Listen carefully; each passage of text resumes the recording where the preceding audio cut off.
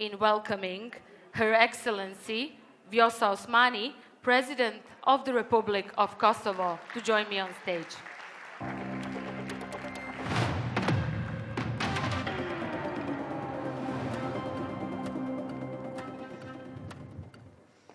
Hello, good to see you again.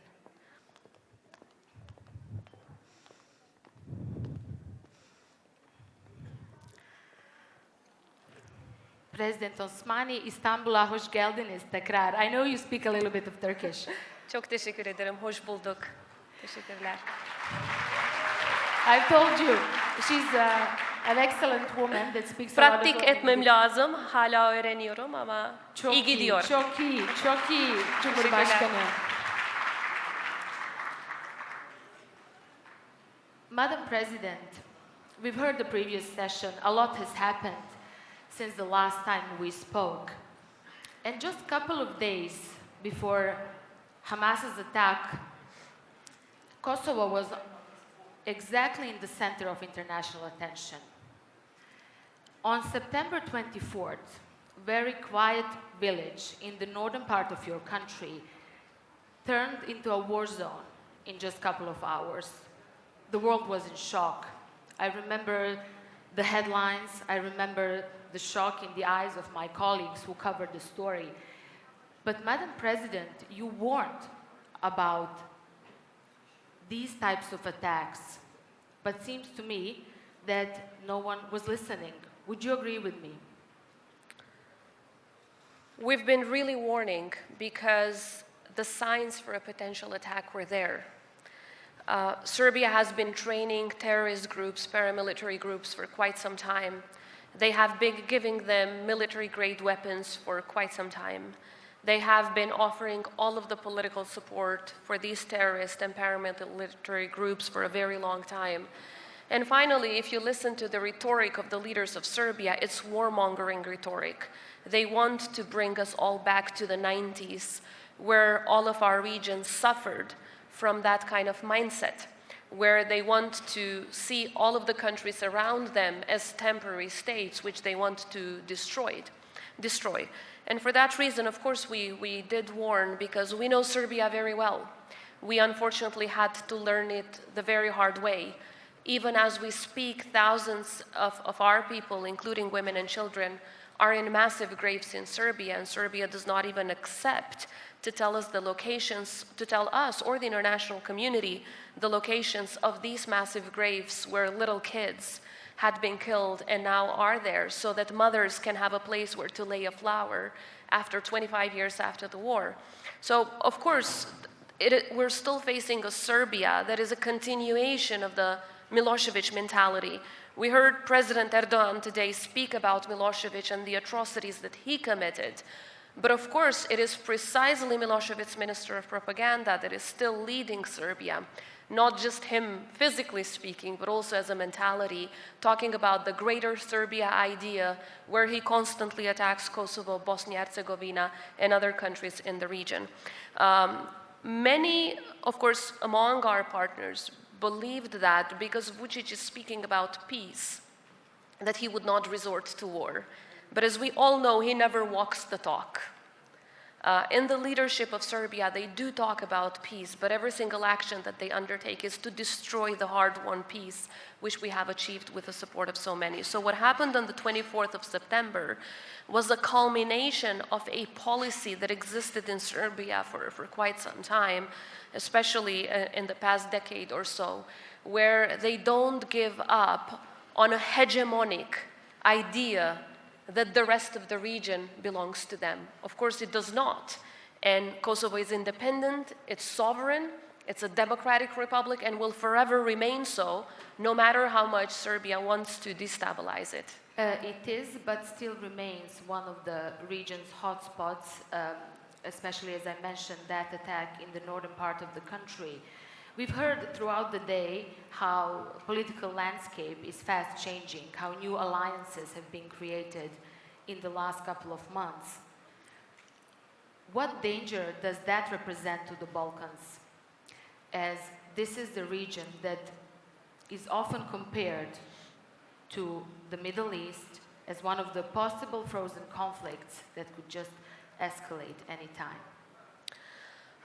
What should be... If an active appeasement policy towards Serbia continues, if a Serbia-centered policy continues, obviously there's a big danger for escalation in the entire region. Because look, you're talking about a small village, but in fact the intention of those paramilitary groups was never the village, it was to annex the entire north of Kosovo. And as we know, if they would go forward, we would respond. And when we would respond, as you know, the region as such responds, because it never ends only with Kosovo.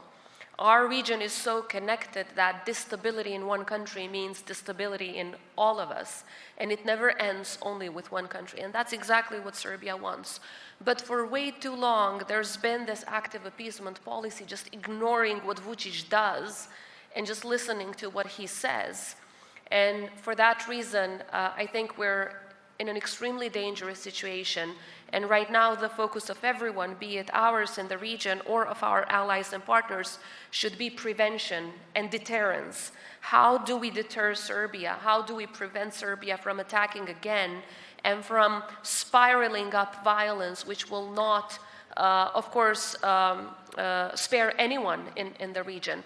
And the answer is very clear. Serbia understands only NATO power. They need to understand that NATO's power will be used if they go crazy again. And secondly, there must be specific measures from the European Union, more precisely from the European Commission, because it doesn't allow for the veto power of anyone from the member states, that are financial in nature. Otherwise, Vučić brags about how, despite of everything he does, still he gets over 60% of the EU support that is dedicated to the Western Balkans. As long as he uses violence, destroys good neighborly relations, is not aligned with EU foreign and security policy, but still gets the EU money, of course the message that he understands is that he should do it again and again and again. But who are Kosovo's allies in all this? We know that NATO sent hundreds of additional troops to the border between Kosovo and Serbia, among them also Turkish reinforcements. Who were your main allies following that attack in Banjska? It was the exact same countries that were our allies back in 1999 when we were endangered to get exterminated, but helped us get our freedom. It was exactly the same allies that helped us get independence.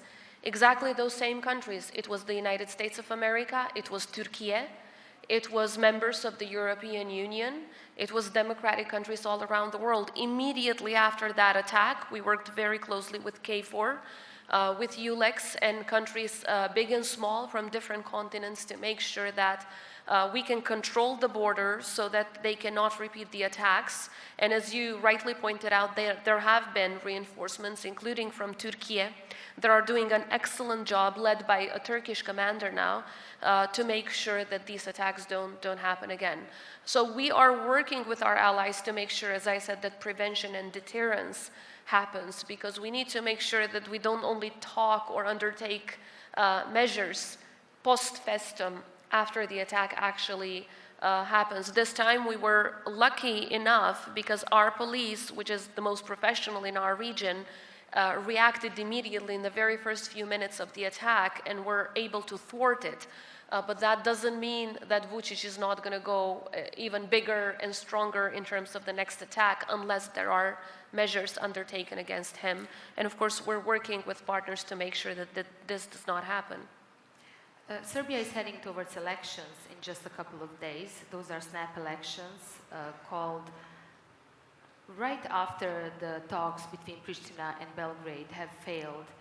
Polls have been showing that Vučić is not likely to be challenged on the presidential level. Does this mean while he is in office, there will not be progress when it comes to the peace in the region, especially when it comes to the talks between Kosovo and Serbia? We have very little hope that with Vučić in power, peace can become a long-lasting reality in our region. And we base it on his actions rather than his words. His actions in the past decade or so have shown that he has brought the region more turmoil and more instability. And while he does talk about European integration, in fact, he has brought the country from a 96% alignment to a 40-something% alignment in terms of EU. So it doesn't seem like the EU integration is interesting for him any longer. He's growing closer to Russia. And of course, that is making him go more aggressive towards neighbors in the region. That doesn't mean that we will not continue to actively engage in the dialogue, that we will not be constructive, quite the opposite. We will continue to be the only constructive party in this dialogue because we see that that's the only way to resolve any dispute.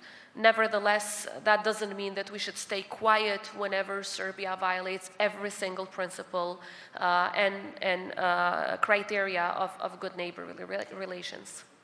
Serbia denies any involvement in the attack in Banjska, Madam President, but you and the Prime Minister Kurti have been very vocal when it comes to this. Just yesterday, Interpol issued a warrant for Kosovar Serb who, in connection with that attack. What proof do you have that Belgrade was involved in creating this unrest in the north of your country? There's enormous proof, and it's not just the investigation of our country that has come to this conclusion, but also the investigation of some NATO member countries, which has been shared with the rest, shows that there's only one address from which this attack came, and that is the state of Serbia. These were not just a bunch of men that decided one beautiful morning to attack a neighboring country. Quite the opposite. There was plenty of training happening for a couple of months before the attack in Serbia's army. Secondly, all of the weapons that were confiscated were produced by Serbia's army. Thirdly, they have been financing, and they don't even hide it. So there are official decisions through which Serbia pays these terrorist and paramilitary groups. And finally, it's all of the political support that they have been giving to this group during the attack, before, during the attack, and also after the attack.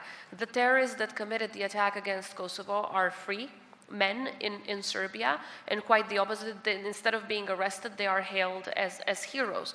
So there is, of course, an abundance of extremely strong evidence about Serbia carrying out this attack. So I don't think anyone in their sane mind actually believes Serbia that they have nothing to do with it, because the evidence is really there and is very strong.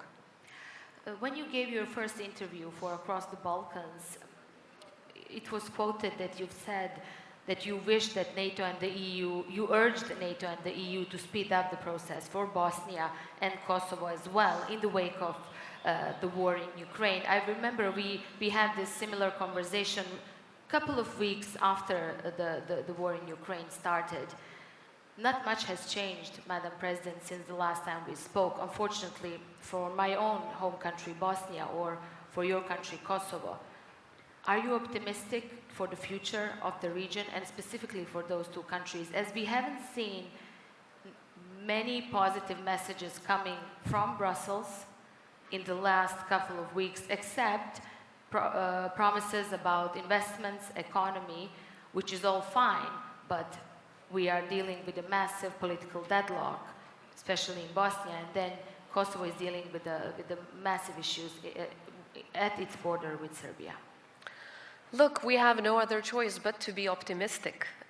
We must be optimistic no matter the challenges. Both Kosovo and Bosnia-Herzegovina went through immense hurdles on their way towards independence, and then after independence in our state-building efforts, in strengthening our statehood, and in our Euro-Atlantic path. But you are right, we haven't really seen real progress.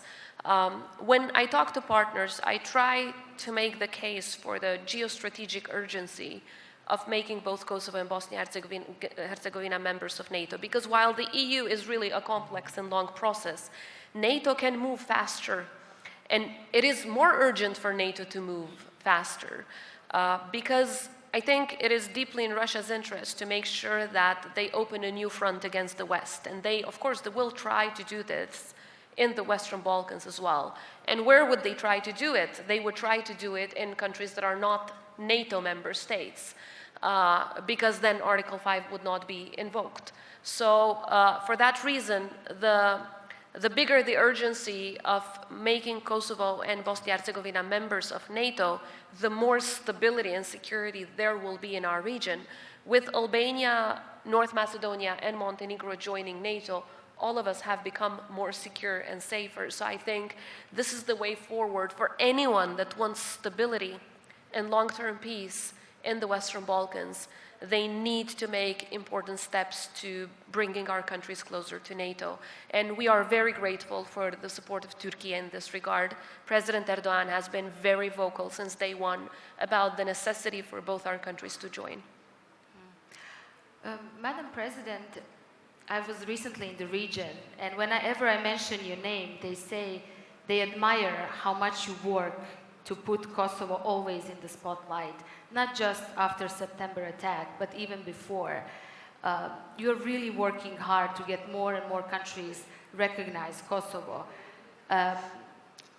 Any progress when it comes to that?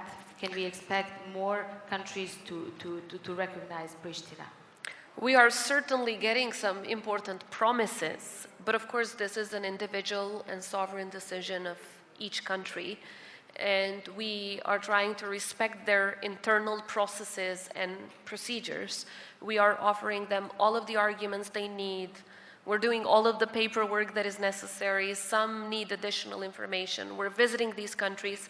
Many of the leaders that I meet, many from non-recognizers, we don't even make them public at first because we don't want to put them in a position of pressure from other factors. So we really respect these countries, but it is about time that they recognize the irreversible reality of Kosovo's independence. Look, no one has lost anything from recognizing Kosovo. Has Turkey lost anything from recognizing Kosovo's independence? Quite the opposite. We are close friends, close partners, close allies. We support each other. So what they would be losing is nothing. What they would be gaining is a committed partner, a country that, no matter our small size, actually have an important story to tell and an important contribution to make to global peace and security. So there is an enormous potential for cooperation with many of these countries, whether in economy or culture or other areas, and we are seeking to explore these opportunities. But of course, the first step is recognizing, this is not just about recognizing our independence, it's about recognizing a people's struggle to be free. We were occupied for centuries, but we never lost our language, our identity. We never stopped fighting for our freedom, because there's nothing that can stand on the way of a people that wants to be free. So by recognizing the independence of Kosovo, they would be recognizing this centuries-long struggle and sacrifice of the people of Kosovo. And I do hope that as many countries as possible will do that. You mentioned briefly your cooperation with Turkey. I want to go back to that as we are here in beautiful Istanbul. You've met President Erdogan today.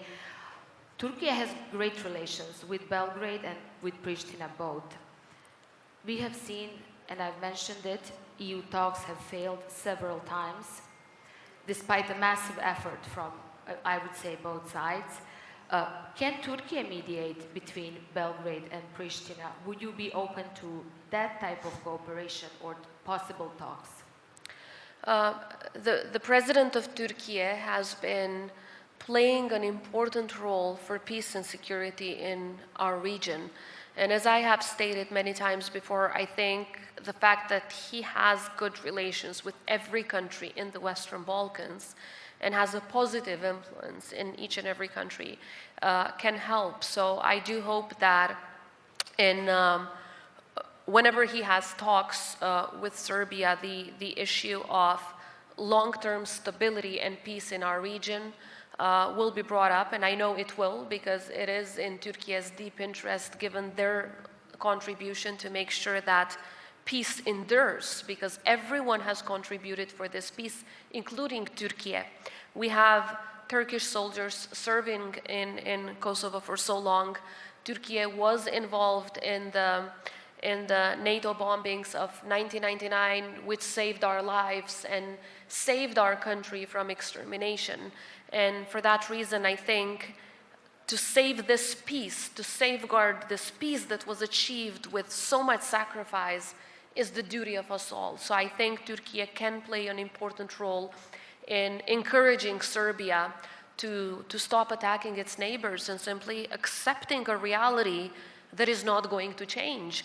Kosovo is there to stay as an independent country. Bosnia-Herzegovina is there to stay as an independent country. Montenegro is there to stay as an independent country. And so are the rest of the republic. So I think Serbia should choose to move forward rather than trying to drag everyone in the region backwards. I want to ask you at the end, and I want to finish on a positive note, this interview. It's been a long day. We've discussed many depressing issues. Talking about the Balkans in this time of the night, I think it's really challenging, as it's one of the most complicated parts of Europe. Madam President, what keeps you going, and what do you want your legacy to be? You've done an amazing work when it comes to your diplomatic activities and promoting Kosovo. Since I've become journalist and since you came to power, I get to know more about Kosovo's women, about Kosovo's men, young people. And to be honest, it was mostly because of you. What keeps you going? It's the young people of Kosovo. I don't want them to go through what we had to go through. We grew up as children of war. Yeah, me and you both. Both of us, we grew up as children of war, and we know very much how that is like. Every single day, watching the news about the war in Bosnia and thinking, will we be next? What will we do when they come in and take us out of our place, our home? What will we do when they come to kill us? What will we do when they come to bomb us? What will we do when they burn down our house? I don't want the kids of Kosovo, the young people of Kosovo, to grow up thinking every day how to survive because your neighbor wants to kill you. And because of them, every piece of work, every single effort, every sacrifice is worth it, just to make sure that no one living in Kosovo or in the region, no matter their nationality, no matter their religion, has to go through what we have to go through. And working on maintaining peace when you have such challenges from your neighbor is an extremely difficult work. But despite of that, every bit of our effort needs to be concentrated into that, because the rest can come.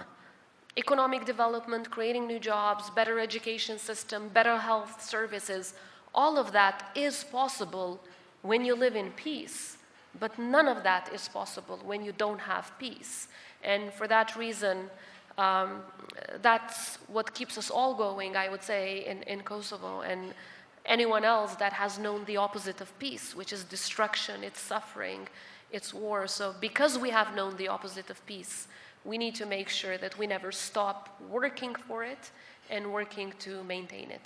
And let's just hope that peace won't be challenged in the what's to come, as we've seen so many changes. Madam President, thank you so much. Thank you for talking to me again. I always enjoy talking to this wonderful Balkan woman. Çok teşekkür ederim. Ben teşekkür ederim. And thank you all for staying this late. I'm sorry again for starting a bit late with this exclusive session. Thank you. That will be all for the first day of TRT World's Forum. We'll continue tomorrow with excellent sessions. Also, one will be on the Balkans, so whoever's interested, you should check the schedule. Thank you all once again.